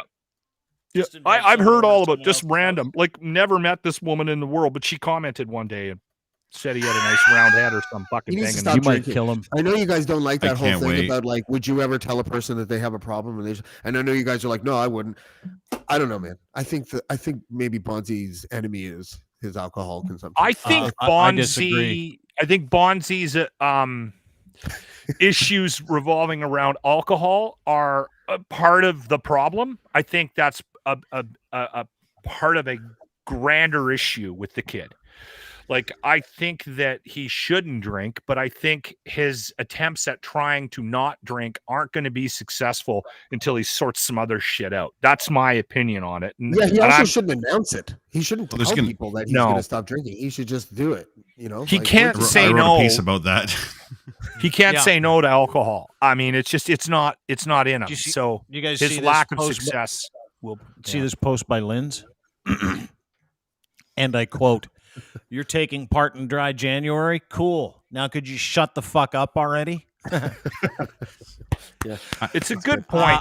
Your point was well taken. Like, I mean, yeah. It's almost like they're snubbing, they're thumbing their nose at people that are actually like struggling with recovery, like real recovery, or you know, I'm just gonna pretend for a month, and then on February 1st, I'm gonna go get fucking white girl wasted, and I'm gonna post about that because that's my life. Is this series of ups and downs? It's a big, like I said, it's a big oval track that people are on constantly, and until you're ready to actually take the exit. Speaking of exits, stop pretending and do, like, it's minimizing people, like guys like Dean went through it, the real shit. What? You know, what? Do you feel through recovery? Do you feel do you feel weird about this? Like, does it give you like, are you annoyed by it? Fuck no. I don't get the same. No, I didn't have a drinking problem. I had a me problem. So I had to fix the drinking first, and then I got to work on the me problem. And now I look at the booze like, whatever. But Bonzi's got a him problem. Bonzi doesn't have a booze problem. No. He runs to the booze to get away from him because he doesn't like him, because he's embarrassed by him, and there's two different versions of him. Yeah. So the only reason why he drinks is to bring both of those two losers together into one great big loser. Well, let me tell you, if he tries to bring any of his losers to my front door while he's here for 2 days, he's going to have a colossal fucking problem. You're in Hamilton, which is basically the Edmonton of Ontario. I'm in rural, James. I'm in like, I'm like 20 minutes outside of the city. So Ryan, he'll find one. He'll dig one out. Yeah, well, they show up at my door. It's going to be a whole different reception than it is in Alberta, apparently. Listen, I fucking love the kid. I want to go on record. I want to say that out loud. That's why I'm having him here. I absolutely love Bonzi, and I'd do anything for him. But he's got a lot of work to do on his and I wish him all the luck in the world. And I think if we can do anything on our end to help him, and somebody has some ideas, because fuck, I don't know. You know what I mean? You can't help him. I can't help him, dude. No one on this fucking panel can help him. He does it himself. How old is he? I can help him. He's 48. So like, there you go. I don't know what else to say. Yeah, but he's 48, but he's like 23, right? Yeah. Like, he's 48. Yeah, but nobody helped. My point is this: you guys aren't going to be able to help somebody that hasn't figured out whether or not they're happy or not. And when he figures out he's not happy and he wants to be happy and he wants to put both feet in, he'll put both feet in. Same thing with like this Dry January. Every single person's like, I'm not going to drink in the month of January. Like, I got 2 texts yesterday from my buddies like, 3 days no booze, and I'm like, I don't care. That's what I'm saying. Like, I don't give a fuck if you drink or if you don't drink. Every single person's New Year's resolution, I feel the exact same thing about, because I do life incrementally. But if you want to make massive life changes and drive yourself crazy on January 1st and then be insufferable to all your friends and your friend group and your parents, go ahead. I don't care. Yeah. Doesn't matter to me. That's why I don't drink, because my wife would leave me. Yeah. It's funny. My marriage. I think about. Like, I hang out with Dean, and I'll go over. You don't drink? Yeah, look at that deadpan face he's trying to hold. No. If I quit drinking, I would be completely insufferable. My wife would pack her bags. Where are you now? Leave. What would you consider yourself as right now? Yeah. I am mildly tolerable as an alcoholic, Rook. I am not a good person as somebody struggling with the idea that I haven't had a drink in 12 hours. I enjoy. all of the people who do the gym New Year's resolutions, and then 4G shut the gym. So they're all like, what do I do now? Work out at home. Work out at home. No, they'll blame. You see, that's the world we live in, as Chris pointed out. All those people that are getting fit Gen 1 and they went to the gym yesterday, today, and tomorrow's the last day. They'll be like, I'm going to the gym every day. And then the gym's closed. Now I can't do anything. And you go, you know what? Here's a pair of running shoes. Go for a walk. Fuck that. Here's a yoga mat. Clear your stuff. Fuck that. I'm not doing that. But that's the world we live in. Yeah. That's weird. But I still think Bonzi can. I think I might be able to help Bonzi. And I'm not trying to be funny at all. But like, trust me. There's a lot of. I recognize a lot of the old me in Bonzi. I really do. Like I don't think I'd ever put myself puking on camera and then share it with the world and then try to date the people that watched it. But that's just me. But, seriously, some weird mating ritual. But he's going to come up here and he can drink if he wants to drink, but no one else is going to be drinking. And we'll have like these talks, and I'm going to get him blitzed on shrooms and have such a profound conversation with him that he will wake up and he might still drink, but he might not. I think I can help him. I really do. I'd like Here's the thing about that. And again, which James is helping him? Is it January James or November James? I suggest January James. Oh, okay. Can I just say something on weed and shrooms both times? Can I just say something out loud about? And again, listen. I deal with my shit. I've got the things that I need to deal with, and I have gradually tried to become a better person. Right. And it's been a work in progress. I'm 50 years old and I am not the best human being I possibly could be. I do my best and I do work on myself. I think one of the things that I have had that's given me an advantage over other people is that I'm self-aware. I can see how people react to a bad version of me, and I try to fix that. Now, the thing about the alcohol and the drugs and that kind of stuff is I find it entertaining that people think they can fix people with more alcohol or more drugs or just a different version of that. I think it's all very, very personal. You got to figure out what you need, and you have to figure it out for yourself. I don't think it's a really good idea, James, for you to get Bonzi fucked up beyond recognition and then have a profound conversation with him. He's a bit of a mental unless you record in that regard. And I don't think it's going to work well for Bonzi. Honestly, I also don't think Bonzi. I'm still going to do it. I also don't think it's fair to Bonzi to have him stay in Edmonton around a bunch of drinkers. I felt bad about drinking in front of him because I know he can't say. Because the guy doesn't need it in his life. Do you think that makes you a bad person? Like, I don't think it makes me a bad person. Okay, good. Because I felt bad about leaving him at Army Chris's, who gets up in the morning, has a couple of Baileys and coffees, and then gets on the pillies and pounds pills all day long and drinks 17 beer a day. Yeah, I was just going to say. I thought you meant like oxys. I was like, what the hell? No, Bonzi shouldn't have been in that environment based on where he's at right now. Is it my fault? No, it's fucking Bonzi's fault putting himself in that situation. Sorry. No problem. I identify what you're saying. I think you're smart. But let me just insert this little chestnut into the conversation.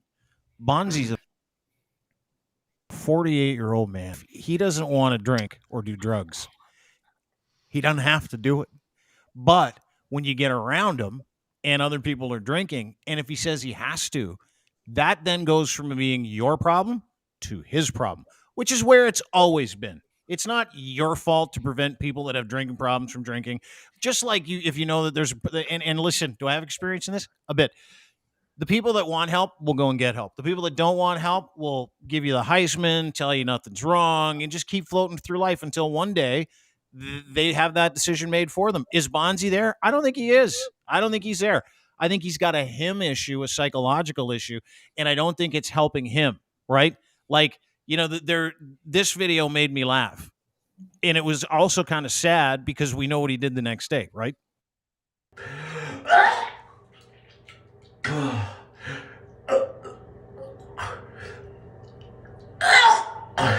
See, we had a 4 o'clock in the afternoon. I'd like. It would be funny if he was like this.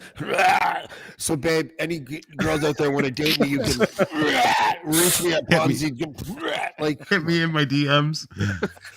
Yeah, but then, like that was him. He did it. You didn't do it. Wasn't your fault. Was nobody's fault because nobody gives him this stuff. That was the result of an Army Chris suggestion that if he just kept drinking, that the hangover would be better. Well, again, he's 48. He should be able to know better than that. Ryan, you were going to say something. I didn't mean to interrupt you. Go ahead. No. I totally agree with the points on both of your sides. I get it. He's 48. He's a grown ass man. What I do doesn't. Well, okay, sorry, you're right. What I do. He's a giant fucking toddler. Is my fucking business. It's not anybody else's business. So I should look at that the same way and offer the same respect to everybody else at the same time. Yeah. If it's not affecting me directly, then who the fuck am I to judge what you do? Go do you.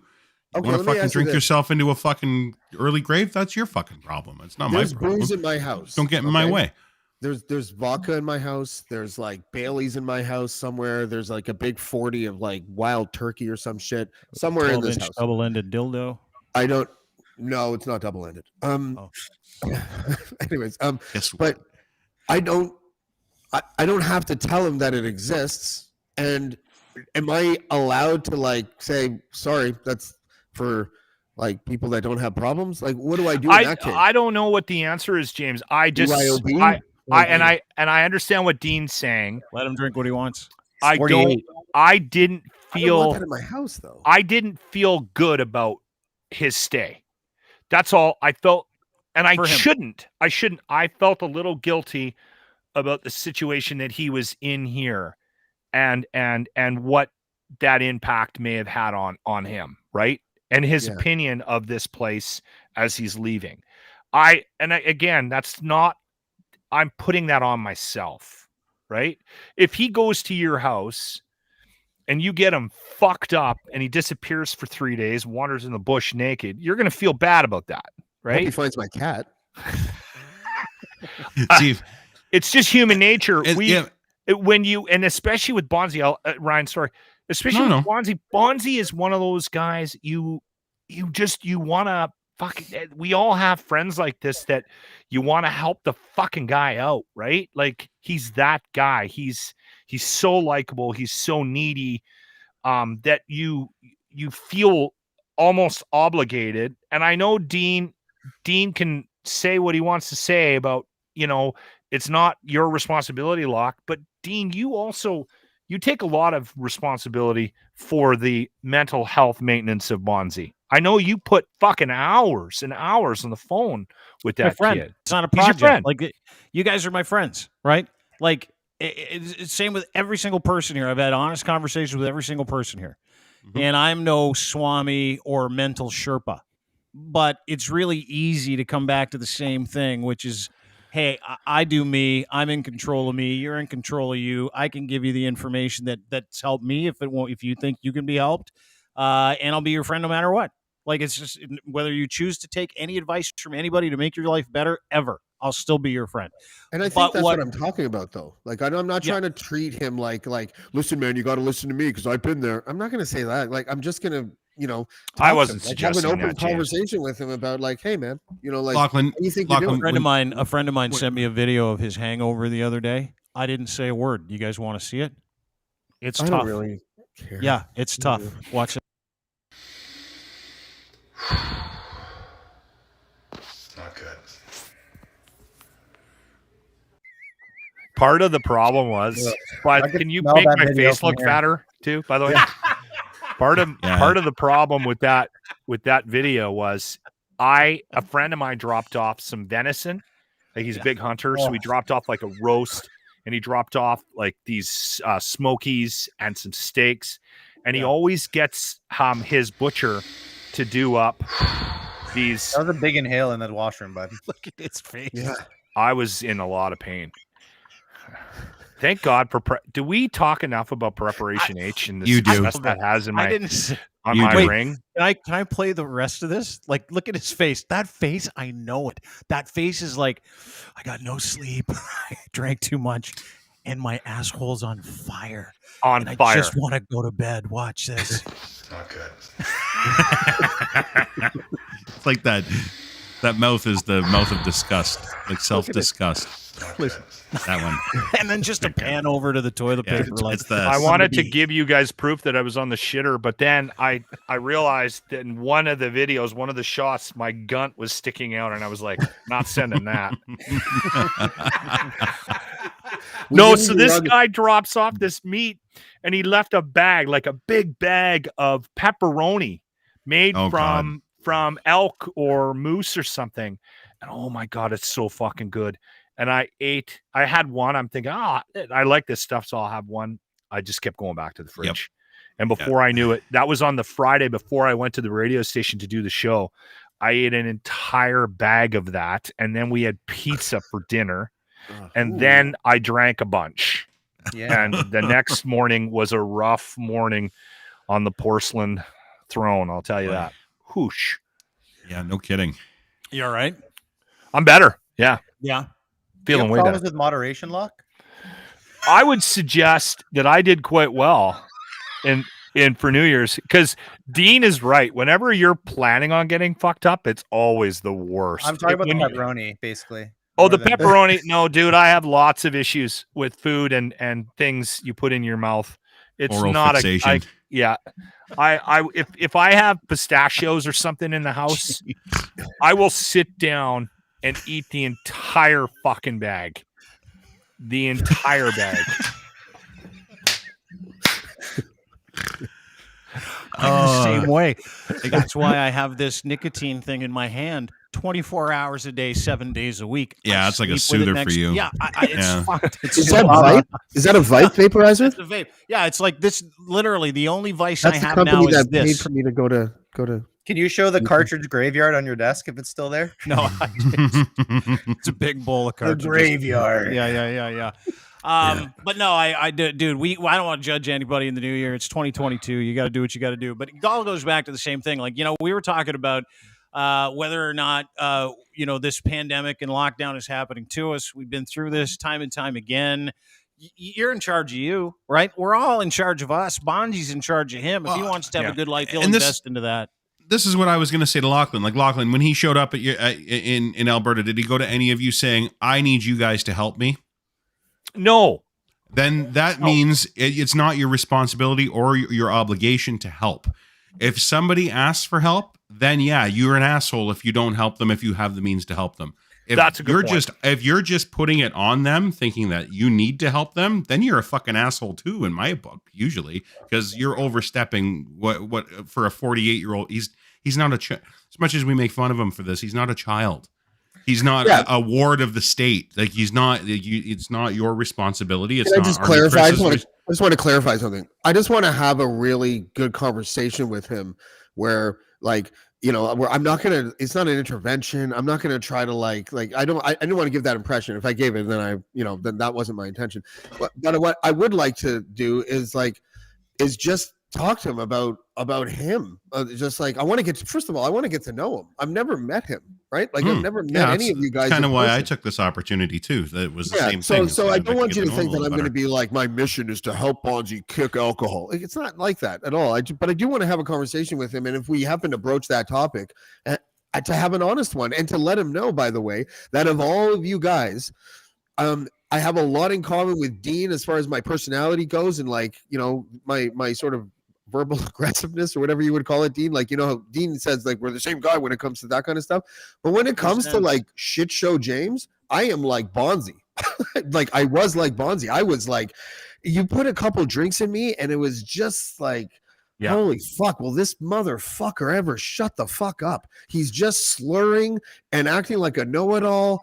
And it's sort of the same when I'm sober, but trust me, you wouldn't have wanted to see it when I was drunk. And Bonzi's not like that. He's really nice and everything, but it's more like the that inability to stop.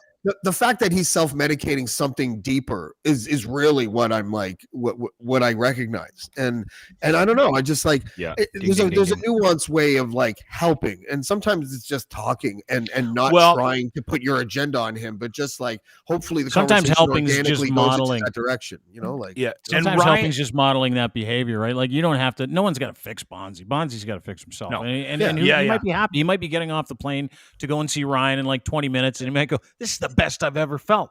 Who knows? I mean, if that's the case, fucking leave him alone. Yeah.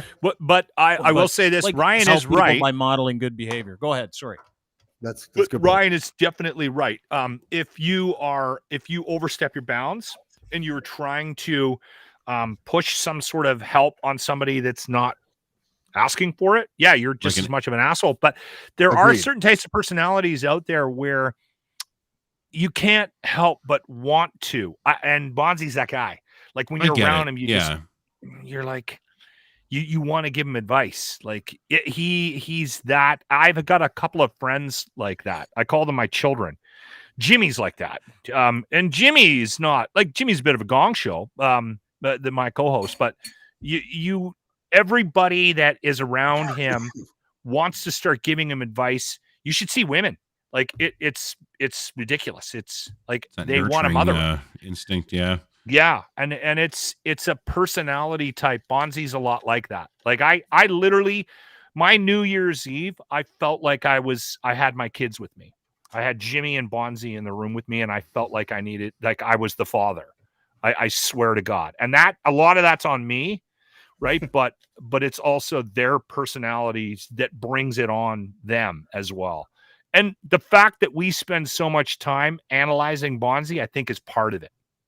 Part of his personality. He's to blame for it to a certain extent. Dude, we've been talking about it for 40 minutes. I know. Find it hilarious. It's great content. He is fucking fantastic. He's a fantastic human being. You can't pay for that kind of content.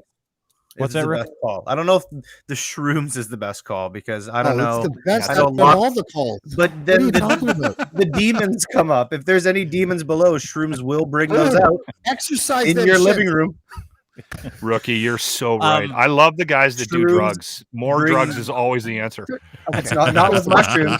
If you're struggling, quickly like compartmentalize shrooms and weed from like heroin and cocaine and drugs. Like it's not the same shit. It's not the same universe at all. Like, but a handful of shrooms isn't the cure that he needs. He needs some work. Like he needs some, which I'm reading some of these Army Chris DMs here. Like this one, he's like, "This is for you, Ryan. He wants you to know he's in his laptop 18 hours a day.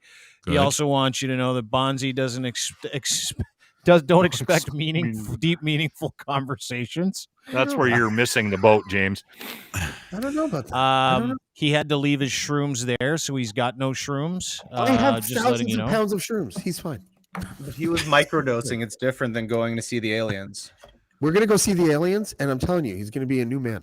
Oh, boy. And then Army Chris says, and I quote, "I don't think he drinks that much, but I'm not the best yardstick." My conversations with my wife about my alcoholism went down 25-35% based on just meeting Army Chris. You're okay. We should all use him and bring him around the house. Everybody that has like an alcoholic friend always brings the super alcoholic friend over. Whenever he drives into my, I'm not that bad. And whenever he drives in, he walks into my house with a beer. That was Dean's. You know that psilocybin is being like tested right now. There's all these trials happening for people to quit alcoholism with psilocybin.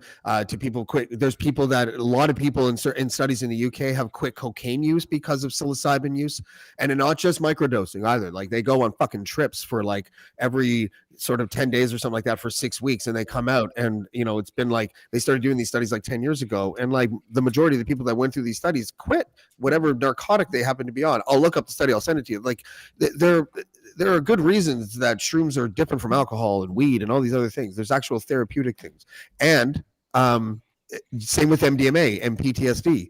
Like there's certain drugs, man, that are just like there is a therapeutic use for them.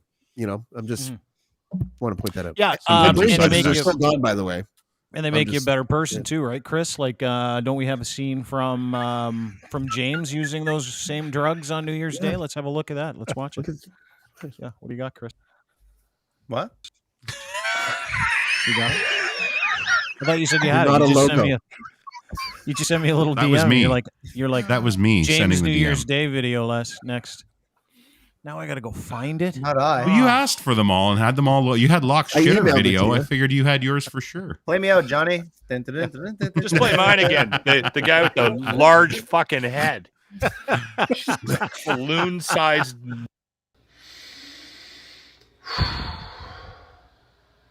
Not good. Oh, that's better. There we go. Oof. Like Gumby. Ever stretching head.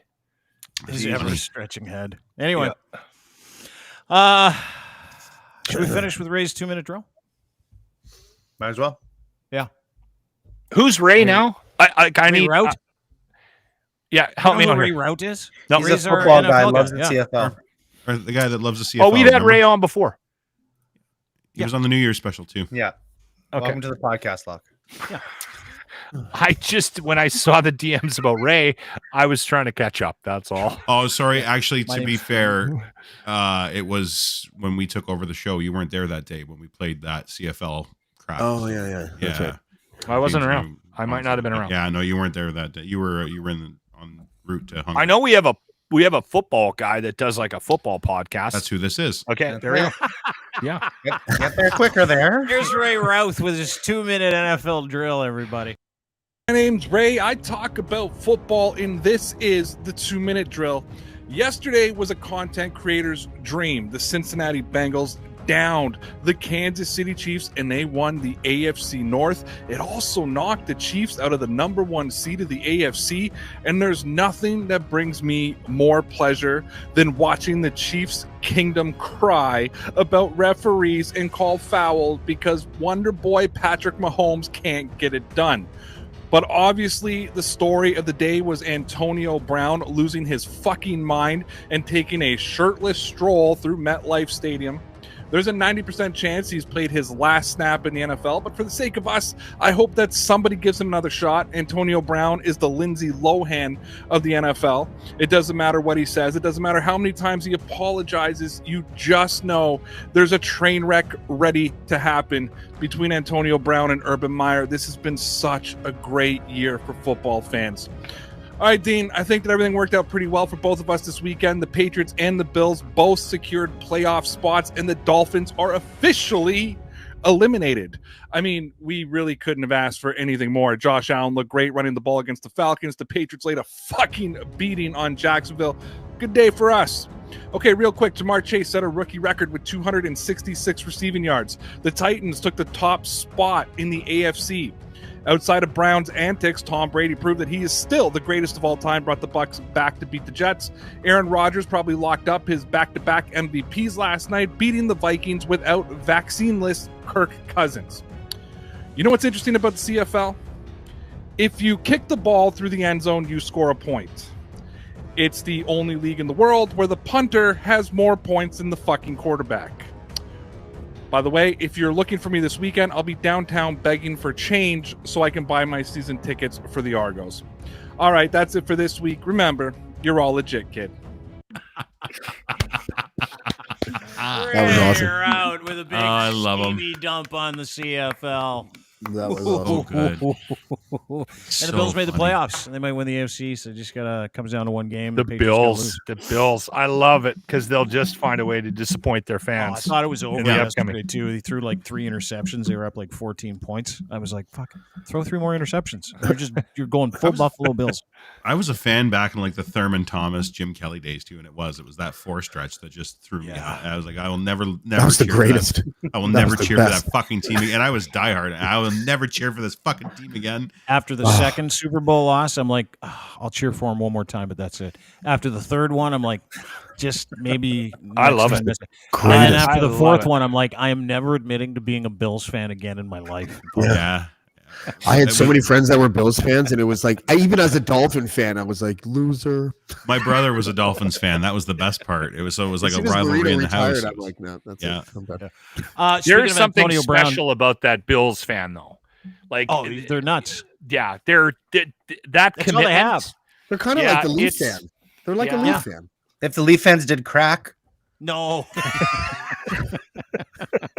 I did some great work down at the Bills game. What was it last year, Dean? When I went to find Pinto Ron. Yeah. You went to find Pinto Ron. Someone took a dump on your leg. Oh yeah, it's a lot of fun. Yeah. Jesus, did you guys see Antonio Brown lose his shit this weekend and walk off the field shirtless? Yeah. Did you see that? Yeah. Listen, I'm not going to play the video because everybody's already seen it. But my all-time favorite Antonio Brown video. Do you guys remember the video where his trainer was shaving him and he kept farting? Just greased a fart right on the trainer. Damn, my bad, dog.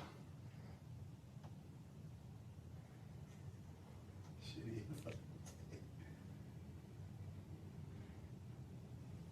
I didn't even get that when you're so lean there. It's pretty freaking low. I've done some bodybuilders, and this is pretty freaking low. I gotta stay away. My bad. Damn, that was shitty.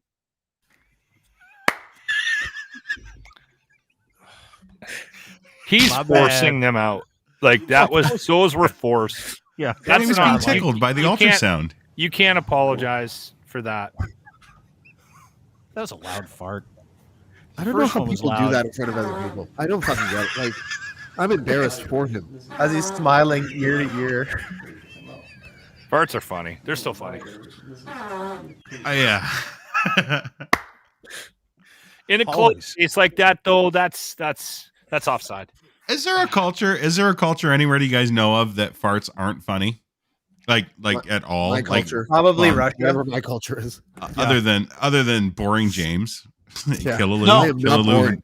I'm anything but boring, but I don't like farts. But seriously, like I was wondering, like if you're like found like one uncontacted tribe somewhere, do they like laugh at? It's like, they're clicking and knocking. Every tribe in the world thinks it's funny. Funny. It's noise funny. Coming from your bottom. Yeah, it's the closest thing to taking a shit in front of someone.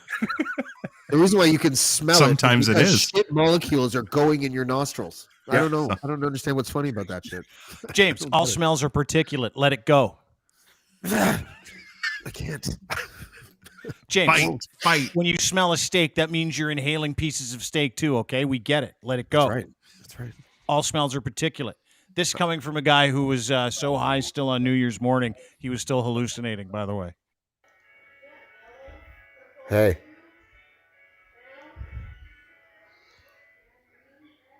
I still have like 6% hallucinations.